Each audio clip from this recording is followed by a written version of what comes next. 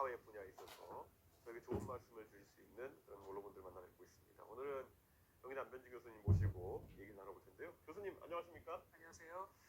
예, 요즘 뭐 보면은 소위 뭐 사회과학을 하시고 사회학을 하시는 분들 입장에서는 머리가 복잡할 것 같아요. 왜요?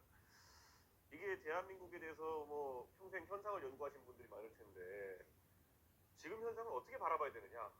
저는 우선 제가 이번에 계속 얘기하는 게 야, 대한민국이 보수와 진보의 대결 이런 수준을 넘어서 가지고 지성과 반지성의 대결이 되고 있는 게 아닌가 이런 생각을 하는데 뭐 지성 반지성은 진영을 가리지 않고 나타나고 있는 것 같다 이런 생각인데 이게 미국에서 트럼피즘 같은 것이 태동하는 것도 보고 그렇기 때문에 이게 하나의 세계사적인 조류가 될지 아니면 이걸 어떻게 극복해 나가야 되는 우리의 어떤 하나의 허들이 될지 어떻게 보십니까?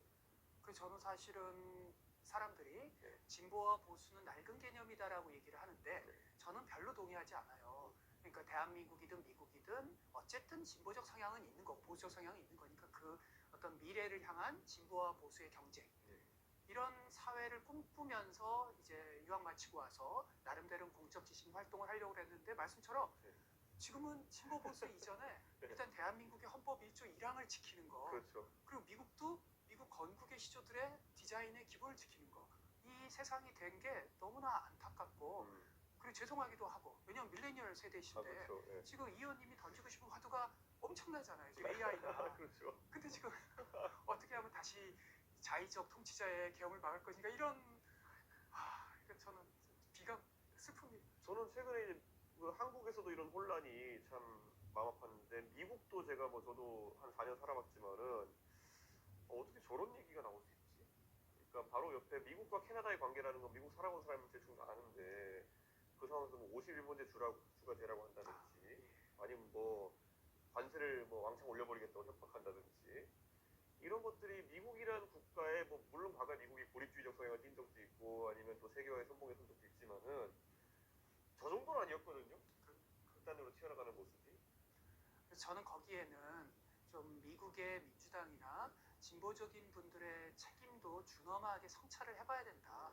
왜냐하면 건국의 시조들이 만들어놨던 그 틀이 네. 좀 상당히 불완전한 틀이거든요. 원래 취약한 틀인데 그거를 좀 더 이제 미국의 민주당이 좀 소외된 분들, 네. 그러니까 보스턴이나 텍사스 오스틴이나 맨하탄이 아니라 네. 좀 더 소외된 분들의 역지사지 공감하고 그분들이 함께 공존할 수 있는 사회를 만들어 나갔어야 되는데 좋게 평가해 주신 오바마조차도 네. 사실은 좀 한계가 있었잖아요. 그렇죠. 물론 통합은 되게 예. 잘했고 그런 데도 되게 강한 인상 받으셨잖아요. 근데 한국의 민주당에도 조금 아쉬운 게 제 의원님 제가 별명이 네. 민주당 쓴소리 전문가입니다. 좋은 별명입니다. 그런가요? 예. 저는 외롭습니다. 고달프지만 좋은 별명입니다. 그거는. 그래서 저를 모르는 그러니까 왜냐하면 강준만 교수님께서는 항상 사람을 만나지 않고 만나면 오히려 더 편견이 생기잖아요. 한국 사회. 그렇죠. 형님 뭐 아우 어느 대학 그렇죠. 그래서 정말 객관적 분석을 하시는 분이 저를 잘 모르시고 처음에는 안 교수를 너 왜 이렇게 싸가지가 없냐. 근데 저를 아는 분들은 제가 너무 캐릭터의 가장 큰 문제는 너무 수능주의자예요. 저는 사실 MBTI도 그렇고요. 그 다음에 옛날 그 조선시대 때 있는 사상의학적으로도요. 저는 되게 수능주의자예요. 그러니까 소심형이고요. 억울하죠. 억울한데 저로서는 제가 배웠던 이제 어떤 헌정주의 이런 기준에서는 그 쓴소리를 안 할 수가 없죠. 그러니까 대표적인 게 이제 영어를 써서 죄송하지만 뭐 의원님 미국에서 많이 들으셨던 키워드 인테그리티 어떤 한국말로 번역하기 어려운 뭐 윤리성, 성실성, 무결성 그러니까 그게 되게 중요하잖아요. 그렇죠. 하버드든 어디든 그걸 잃어버리지 않으려고 노력하잖아요. 근데 한국에는 진보이든 보수이든 그런 어떤 자기 가치를 추구하면서도 최소한 지켜야 될 최소한의 어떤 윤리성 그렇죠. 이런 것들이 잘 안 지켜지니까 그러니까 조금 더 뭐랄까요 좀 초당적인 토대가 좀 허물어져 나가는 그래서 앞으로는 이번 대선에서 이 의원님 같은 분이나 혹은 제3당의 또 다른 어떤 후보들이 현재 양당에 대해서 저처럼 좀 그냥 양쪽에 대해서 쓴소리를 할 수 있었으면 좋겠다. 진짜 대한민국에서 정치가 사실 미국도 그렇고 영국도 그렇고 양당 체제가 확립됐다고는 하지만은 그 양당이 어떤 당들이냐는 한 번씩은 바뀌어왔습니다. 영국 같은 경우에도 노동당이 전면에 등장하게 된 것은 사실 2차 대전을 전후로 해가지고 분위기가 바뀌면서 그렇게 된 것이고, 미국 같은 경우에도 사실 민주당의 지금 성향과 한 150년 전의 성향을 비교해보면은 의미가 없을 정도로 바뀌었죠.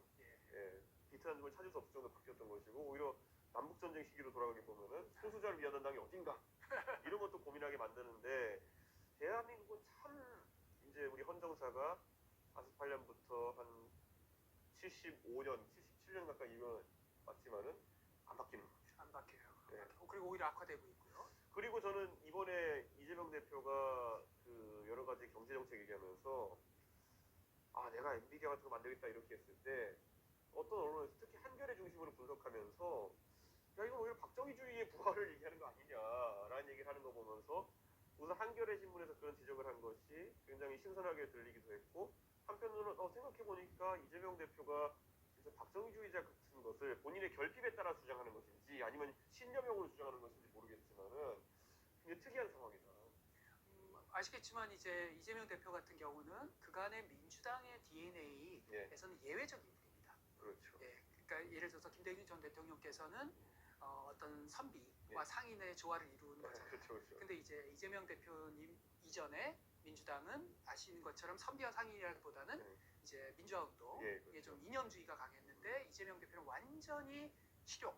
근데 저는 조금 아쉬운 게 제가 나온 대학이 그러니까 말하자면 우리 이 의원님의 대학은 미국 주류의 최고의 대학이라면 그렇죠. 감히 자부하건대 제가 나온 대학원은 미국의 비주류의 최고의 대학 한나 아렌트와 존 듀이의 대학.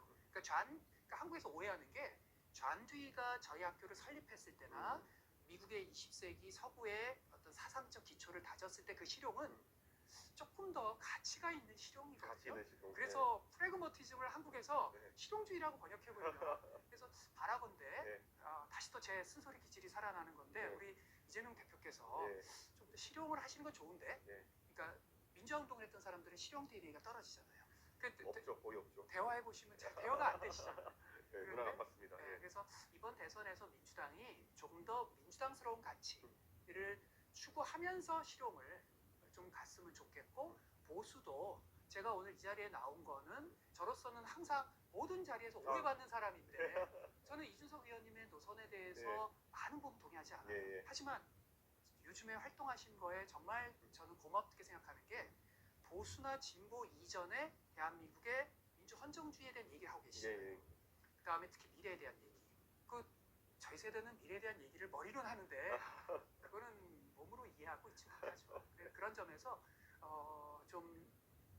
앞으로 이 의원님의 역할, 그 다음에 민주당의 좀 더 가치에 기반한 실용의 역할, 그 다음에 보수에서 좀 더 옛날 박세일 선생님의 정신을 이어받는 보수, 이런 게 함께 좀 경쟁했으면. 그렇죠. 박세일 선생님이 사실 가신 이후에 보수의 철학 자체가 붕괴돼 버린 건 사실입니다. 너무 슬퍼요. 그 선진화라는 담론이 그 당시에는 나름 공격을 받았지만은 그래도 그 세 글자가 있음으로 인해 가지고 명쾌하게 정리된 느낌이었거든요. 그럼요. 지금은 이 그를 대체하는 개념으로서 누가 세웠다기보다는 들고 나온 거지만은 윤석열의 자유 이런 거는 굉장히 공허한 개념이거든요.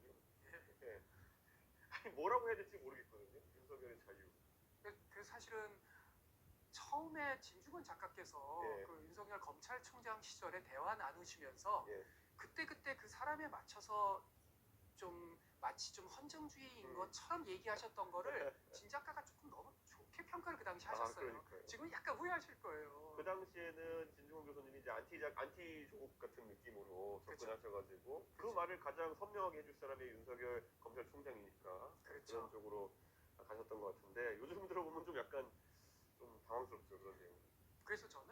그래서 이 의원님 역할이 중요하다고 생각하는 게요. 제가 이제 그 초당적인 정치학교를 김성식 전 의원님과 함께 하잖아요. 2기까지 제가 했는데 제가 굉장히 흥미롭게 본 게 2기 초반에 보수 진보의 젊은 의원들을 불렀어요. 김용태 의원 아시잖아요. 김용태 의원 참 합리적이잖아요. 그리고 기후에 관심 있는 보수. 그게 보수잖아요. 그러니까 그리고 김용태 의원, 그 다음에 박지원 전 비대위원장, 그 다음에 장혜영 의원. 세상에 너무 저는 그 자리가 좋았어요. 뭐냐면 서로 이념적 스펙트럼이 다른데 서로 놀란 거예요. 서로 자유라는 키워드가 가장 중요하게 생각해요. 그러니까 저희는 그게 안 되잖아요. 저같이 좀 진보적인 사람은 음. 보수 의원이 자유라는 단어를 이야기하는 순간 저 뇌에서는 아 나랑 다르구나. 그래서 저는 이번 대선에서 텔레비전 토론이나 그 다음에 비전에서 이 의원님이 평소에 얘기하시는 자유라는 걸 예. 가지고 이제 어떤 보수적 공화주의, 자유주의적 공화주의. 예. 그러니까 어제도 윤여준 장관님, 어. 아 그때 어제 뵀으면 좋았는데, 어제 제가 지방 갔다 늦게 올라와가지고 못 뵀습니다. 네 예. 어제 진짜 멋있으셨어요. 야, 진짜 김 장관님. 진정한 걸로. 예. 그리고 제가 그 단어 하나 정정. 저 친구들이, 예. 그러니까 저 후배들이 저한테 예. 안 교수님 생신 축하합니다. 이걸 제일 아. 싫어하거든. 저 아직도 생각해서 이거 아닙니다. 예. 어제 진정한 걸로 예. 윤여준 장관님이 본인이 자유주의적 공화주의자다. 네, 참 멋진 표현입니다. 저는 이 의원님이 저랑 노선은 다르고 저보다 훨씬 더 중도적이시지만 그러나 이 의원님은 제 기준에 네. 자유라는 가치를 가진 박세 선생님 같은 보수적 공화주의 이런 것들을 이번 대선에 가치와 아젠다에서 전면화해 주셨으면. 저는 그렇게 살아왔다고 생각하고 그렇게 하고 싶은 마음만 갖고 있는데요. 항상 제가 뭐 철학가가 아니면 사상가가 아니기 때문에 풀어내는 것에 항상 그걸 간단하게 풀어내는 것에 제가 문제점을 가지고 있습니다. 그래서 오늘 교수님 모시고 이렇게 또 말씀을 듣는 건데요. 저는 앞으로 이 보수도 한번 개념 재정립의 시간이 필요하다는 생각이 들거든요. 왜냐면 지금 뭐 경제도 들어가면 낙수 경제론부터 시작해서 뭐 교육도 뭐 순수 경쟁 교육관이라든지 그다음에 뭐 노동 정책도 뭐 이런 뭐 이번에 주 52시간 얘기 나오면서 저는 보수의 아이디어 없음에 또 놀랐던 거거든요. 그러니까 이런 것들을 보면서 한번 재정립을 해야겠다 이런 생각이고 저는 과감하게 박근혜 대통령이 옛날에 2012년에 나와가지고 사람들이 놀랐던 것이 박근혜가 저쪽까지 가운데로 올 줄 몰랐다. 네. 그런데 저는 제가 최근에 100분 토론 나가가지고 저의 안보관이 어떠냐에 대해서 대북관이 어떠냐에 대해서 물어봐가지고 저는 딱 이렇게 얘기했거든요. 저는 북한과의 대화는 어쨌든 계속 이루어져야 되고 다만 북한에 대해서 명분 없는 지원하면 안 된다. 여기까지는 나온 건데 제가 이 말을 하나 못했어요. 보수도 이제는 평화라는 단어를 거부감 없이 쓰는 세상이 왔으면 좋겠다. 네. 저는 이게 되게 중요한 지점을 보는 게 용어에 대한 엠바고가 걸리면서부터 대한민국이 자기 검열을 시작한다고 보거든요. 네. 아니 평화라는 단어를 보수가 쓰면은 너 김대중주의자가 이렇게 공격받는 세상에서는 사실 대한민국이 정책의 그런 어떤 가능성자를 좀 펴놓고 하는 거거든요. 마찬가지로 자유민주주의가 원래 사실 우리 국채인데 그것을 쓰면은 마냥 무슨 아스팔트 보수인 것처럼 치부되는 문화까지도 최근에 생기고 있는 거거든요. 아까 말했던 윤석열 대통령이 그걸 하도 이상하게 써서 그렇긴 하지만은 저는 진보 진영에서도 자유민주주의라는 단어를 전혀 꺼리낌 없이 그냥 사전적 의미 그대로 쓸 수 있으면 좋겠고 저는 보수 진영에서도 평화라는 의미가 정말 좋은 건데 저는 개인적으로 가톨릭 신자이기 때문에 평화는 가톨릭 용어거든요. 그런데 평화라는 용어를 쓰면은 왠지 무슨 진보 좌파적 개념인 것처럼 돼버려서 저도 참 쓸 때 주저할 때가 있었는데 요즘은 그냥 막 쓰려고요. 예. 제가 이 의원님만큼 용기 있는 사람은 아닌데 예. 제가 왜 계속 비판을 받냐면 일부러 최근에도 계엄 이후에 최근에 발표할 때도 일부러 자유주의라는 말을 계속 썼어요. 일부러. 예. 자유주의, 헌정주의, 민주주의. 네. 그냥 제가 공화주의라는 말만 쓰면 진보 보수 다 그래 안 교수님 좋은 분이에요 이렇게 할 텐데 자유주의라는 말을 앞에 붙이는 순간 진보적인 분들이 안 교수 왜 저래 이렇게 되거든요. 그런 점에서 이제는 양쪽의 금기를 좀 깨트렸으면 좋겠는데 그거 지금 정말 중요하신 얘기입니다. 그러니까 그 얘기를 저도 조금 드리고 싶은 게 그러니까 보수에 있어서 가장 많은 사람들이 보수적인 경향이 강경 보수, 중도 보수 다 달라도 동시에 존경하는 사람이 레이건이거든요. 그렇죠. 레이건 대통령이요. 레이건이 재선할 때요. 탁월한 책사가 있습니다. 워슬린이라고 하는 그러니까 세계적인 전략가였습니다. 물론 규범적으로 저는 그분한테 동의하지는 않는데 그분이 레이건 재선 전략의 핵심 키워드가 피스메이커입니다. 그리고 레이건을 진보들이 좀 너무 나쁘게만 생각하는데 오바마가 후보 시절에 레이건은 그레이트 프레지던트 그랬다가 진보들이 너 이거 참 진영이라는 게 그 레이건은요 피스메이커라는 말을 꼭 전략으로만 쓰지 않았고요 실제로 네오콘적인 노선도 있었지만 고르바초프와 그 비공개 회담에서요 레이건 정말 멋있었습니다. 고르바초프에게 무덤까지 내가 비밀 가져갈 테니까 네가 불편한 것들 이런 것들을 내가 얼마든지 아젠다에서 한번 해보겠다. 여기서 너와 나눈 얘기들은 나중에 공개되면 당신의 입지가 곤란한 얘기는 그리고 그걸 지켰어요. 그러니까 저는 한국에서 그러니까 피스메이커라는 얘기. 예. 반면에 진보적인 분들은 감히 저처럼 이제 경제 안보가 중요하다. 그러면 우리가 신재생 에너지라는 관점에서 좀 원전이라든지 예. 이런 데 대한 진보가 얘기해왔던 금기 이런 얘기를 제가 해왔거든요. 예. 근데 그런 얘기를 이제는 진보도 해야 될 때가 해야 되겠죠. 사실 에너지 안보라는 것이 어느 때보다 중요해지고 있고 그 안에서 뭐 좋은 얘기, 나쁜 얘기 이런 게 아니라 현실적인 얘기, 비현실적인 얘기도 이제 하나의 카테고리가 되고 있거든요. 그래서 저는 민주당에서 이 에너지 믹스나 이런 데 대해서도 이재명 대표도 이번에 대선 나오면 지난 대선 때보다는 조금 진화된 입장이 나왔으면 좋겠다는 생각이고 저 스스로도 많이 준비를 해야겠다 이런 생각을 하고 있죠. 저는 근데 앞으로 그러니까 이게 저는 대한민국 정치에서 좀 재밌는 담론들이 많이 나왔으면 좋겠거든요. 지난 대선이 정말 저는 재미없었던 게 대장동이 네 거냐 내 거냐는 솔직히 말하면은 그거는 법정에서 다뤄도 재미는 없는 건데 그게 TV 토론에서 다뤄지는 걸 보고 개탄했는데 예를 들어 방금 전에 저희가 대북 문제나 이런 거 논의할 때 보면은 저한테는 아직까지 제가 풀어내지 못한 하나의 과제가 있는 게 저는 아직까지도 통일해야 된다 주의에 가까워요. 지금의 뭐 20대 30대 젊은 사람들은 통일은 선택이지 필수가 아니다고 생각하는데 저는 어릴 때 통일 교육을 받아서 그런지 모르겠는데 왠지 해야 될 것만 같은 막연한 생각이 있어요.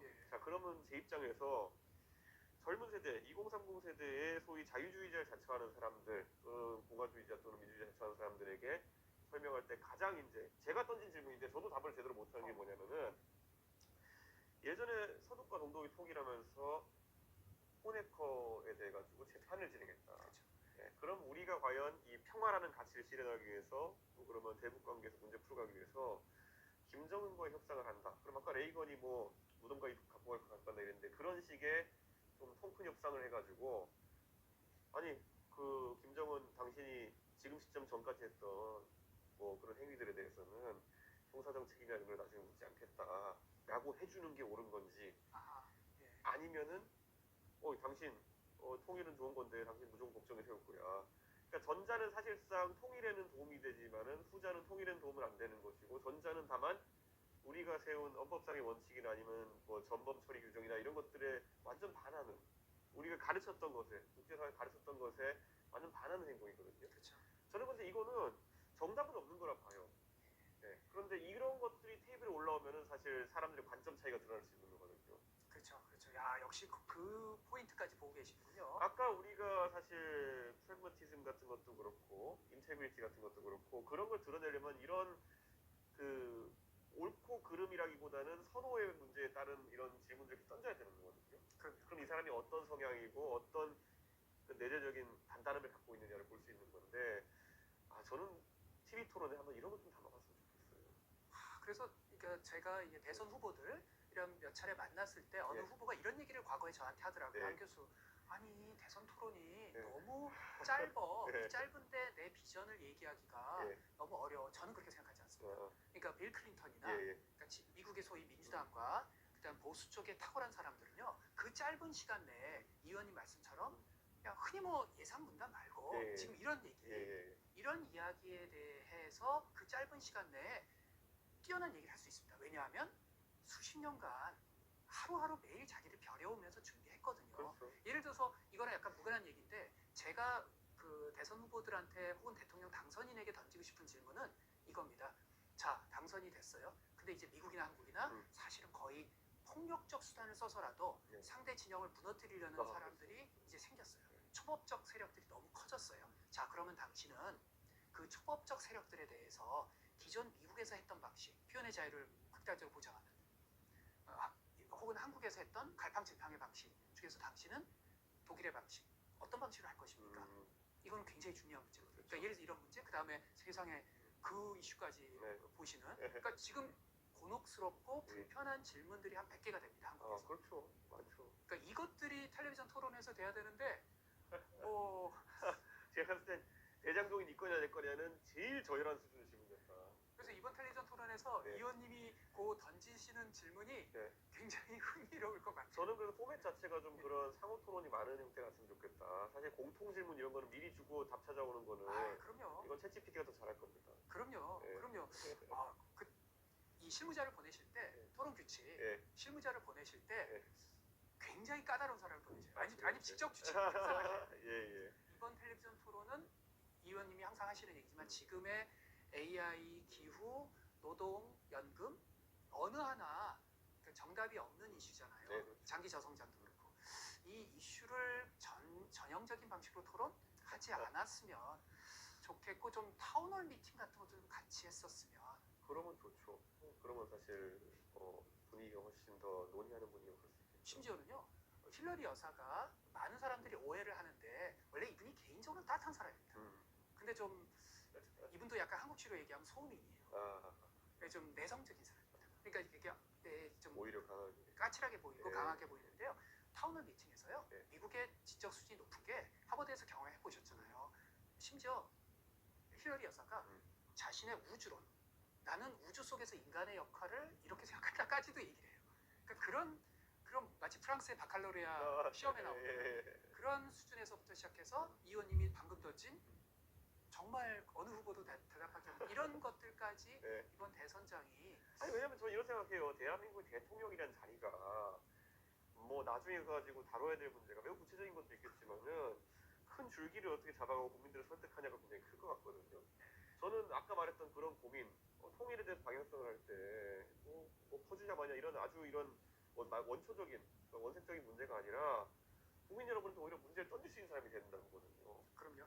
그리고 어느 정도 잘 확신이 있으면은 국민 여러분 저는 오늘 중대 제안을 하려고 합니다.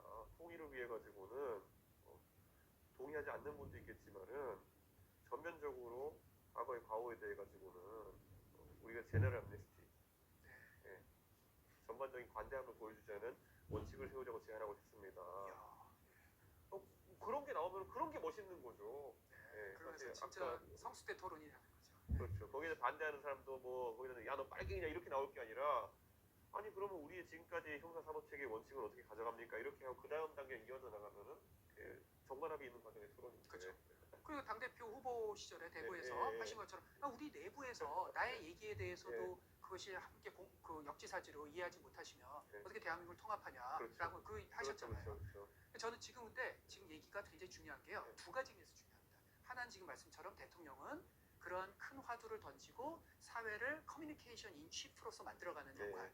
이거와 동시에 지금 얘기가 굉장히 중요하십니다. 왜냐하면 특히 미국이나 한국이나 미국을 주지사를 해봤잖아요. 한국어를 안 해본 속에서 대통령의 테이블에 올라오는 질문들과 의사결정의 사안이 자기가 평생 상상해보지 못한 바칼로레아 두 배의 질문이라고 불러요. 그래서 미국의 대통령제 학자 중에 굉장히 좋은 책을 썼습니다. 나중에 한번 제가 보내드릴게요. Impossible Presidency라고 불가능한 대통령제. 그러니까 대통령 테이블에 최종 백악관 의사결정에 올라오는 질문은 밑에서 웬만한 건 다 해결이 되고 해결이 안 된 걸 올라오는데 그거를 답할 수 있어야 되잖아요. 그러니까 이 의원님처럼 방금 북한과의 최종적으로 가장 고독스러운 문제 이걸 평소에 고민하고 하지 않았다가 갑자기 다 해결되고 나서 최종 테이블에 그게 올라왔는데 10분 만에 결정해야 돼요. 지금 대선 후보들이 결정할 수 있을까요? 그러니까 이게 저는 제가 자기 전에 이제 가만히 누워 있으면 이런 거 고민하거든요. 이거 이미지 트레이닝이죠. 사실 제가 나중에 이런 문제를 판단할 기회가 올지 모르겠지만 온다면 어떻게 해야 될까? 예를 들어 북한 문제만 해도요. 제가 예전에 미국에 태영호 의원이랑 출장 한번 간 적이 있는데요. 둘이 비행기에서 옆자리에 앉은 거예요. 앉아가지고 한 10몇 시간 같이 있잖아요. 그럼 그 시간 동안에 북한에 대해서 나오는 여러 가지 우리가 안 풀어놓은 한 번도 테이블에 올리지 않은 곤란해서 안 올렸던 그런 문제들이 엄청 많아요. 예를 들어서 뭐 나중에 통일이 되게 되면 우리 국민묘지와 같은 격에 있는 혁명 열사령을 파묘할 것이냐. 아이고 저는 한 번도 생각을 안 해봤어요. 그렇네요. 네. 그리고 그때 태영호 의원과 제대로 제가 재밌게 토론했던 건 뭐냐면은 우리가 지금 남한에서 대한민국에서 부동산 문제 때문에 고생을 하고 있는데 그러면 우리가 만약에 북한의 국토는 그 공동소유 또는 국가소유로 돼 있는데 북한의 토지에 대해 가지고 전면적인 사유재산제를 시행할 것이냐 아니면은 중국식 임대 모델 할 것이냐 아니면 토지를 완전 국유제 사실 이거는 되게 재밌는 지점이거든요. 엄청난 경제학자들이 네. 엄청 머리를 싸매야 돼. 소유라는 이제 아니 그러니까요. 원천적으로 대한민국에서 부의 불평등이라는 것이 사실 노동소득에 따라 나온 것이 아니라 어느 시점에 어디에 집을 샀느냐에 따라 나오는 것이라는 게 사실 저는 정설이라 보는데 정설이죠. 그렇다고 한다면은 우리가 새로 취득하는 실질적인 새로 취득한 영토에 가까운 북한에서는 어떤 제도를 적용해야 되느냐 그럼요. 이거 컨센서스가 없으면요 나중에 가서 싸우거든요. 그럼요. 하다못해 북한 전역을 떠나서 DMZ 영역. 아 그렇죠. DMZ도 있네요. 그러니까 네. 생각해보니까 그 영역부터가 그 문제예요. 금사라기 땅인데 나중에 만약 성립되게 되면은 그럼요. 예. 그러니까 이제 그러니까 대통령께서 뭐 거기다가 무슨 세계적인 생태평화공원을 네. 2개씩 붙이는다. 예. 근데 방금 의원님처럼 그런 구체적인 생각을 한 번도 안 해본 거예요. 그렇죠, 그렇죠. 저는 그러니까 이런 거죠. 예전에 윤석열 대통령이 좀 아차 싶었던 게 뭐냐면 윤석열 대통령이 한번 그 수능에서 왜 이렇게 어려운 킬러문항이 나오는지 하는 게 있어요. 근데 네. 그게 킬러문항이 내용이 어려운 거 봤더니 이 말씀의 요체가 이거더라고요. 왜 한 번도 배우지 않은 내용이 나오느냐라는 건데 이분이 그래가지고 옛날에 학력고사나 이런 거랑 수능을 착각하신 게 아닌가 싶은 게 수능의 지문은 누구도 한 번도 본 적 없는 문제에 대한 대응력을 측정하는 시험인데 그러니까 소위 말하는 문해력과 그 다음에 사고력을 측정하는 시험인데 만약 어떤 지문에 나온 내용이 어딘가 누군가는 봤을 내용이면 훨씬 더 불공정한 거잖아요. 그러니까 생전 처음 보는 내용이 나오는 건데 윤석열 대통령은 내가 배워서 답을 외운 것이 나오지 않으면은 이것은 공정하지 않다. 야 이게 법조인이라서 그랬을지 모르겠지만은 저는 오히려 대통령이라 그러면은 그래 우리가 교육을 통해서 배우는 건 사고력이고 문해력이고 오히려 우리가 교육을 통해서 나중에 풀어야 되는 문제는 생전 처음 보는 문제다. 왜냐하면 이미 한번 풀어본 문제는 앞으로 AI가 더 잘 풀 거거든요. 그럼요. 아니 그래서 저는 예. 저도 이제 한국에서 예. 그런 단답식 교육을 받은 세대잖아요. 그때 유학을 갔는데 깜짝 그러니까 처음에 법학 그 수업을 정치하기 위해 하는 거예요. 그다음에 케이스, 대법 케이스. 그래서 제가 잘못 왔다. 나는 머리가 나빠서 법 사례도 잘 모르겠고. 근데 나중에 알고 봤더니 하다못해 법 사례에도 철학과 그다음에 그 속에서 새로운 법 해석과 그 안에서 창조성을 해내는 거예요. 그래서 이게 미국의 힘이구나. 그런 점에서 사실은 그 하버드 수업 받았을 때 느끼셨던 충격. 그러니까 한국도 이제는 교육이든 정치인이든 누구든 한 번도 해보지 못한 질문을 던질 수 있는 그리고 그 점에서 제가 그 모교에 대한 약간의 디스를 하자면 감히 하버드가 아직도 약간은 부족한 게 옥스퍼드에 그걸 못 들어갑니다. 옥스퍼드의 석학들은 이제 이준석 의원님 같이 브릴리언트한 사람이 수업 때 딱 보잖아요. 그럼 너 수업 끝나고 잠깐 들를래? 해서 오잖아요. 그러니까 한 번도 들어보지 못한 질문을 휙 던져요. 일주일 후에 만나자. 그러니까 그런 훈련이 수십 년간 된 사람이 정치 영역에서 정말 대한민국의 의사결정자가 돼야 되는 거죠. 전 그래서 한 가지 제안을 드리면 이분이 과방위를 가는 바람이 좀 아쉬운데 지금 제가 가장 그 걱정이 된 거 외통이거든요. 외통이죠. 그래서 과방위를 하시면서도 대선 주자 시절에 좀 여야의 좀 젊은 의원들을 모으셔서 한번 그 누가 대통령이 되든 대한민국의 외교 안보의 길 특히 20, 30대의 자유주의적 감성을 수용한 길. 요 점에서 좀 한번 초당적인 아미티지 리포트 같은 걸 좀 한번 만드셨어요. 되게 좋은 생각이십니다. 그거 제가 한번 추진해 올 텐데요. 사실 저는 최근에 이제 한미동맹이라는 제가 미국을 뭐 일반적인 정치인보다는 조금 잘 알겠지만은 미국이 변하고 있는데 왜 한미동맹에 대한 우리의 관점은 빨리 그만큼 변하지 않느냐에 대한 것 때문에 고민이 많거든요. 역시 고민의 폭이 넓으시.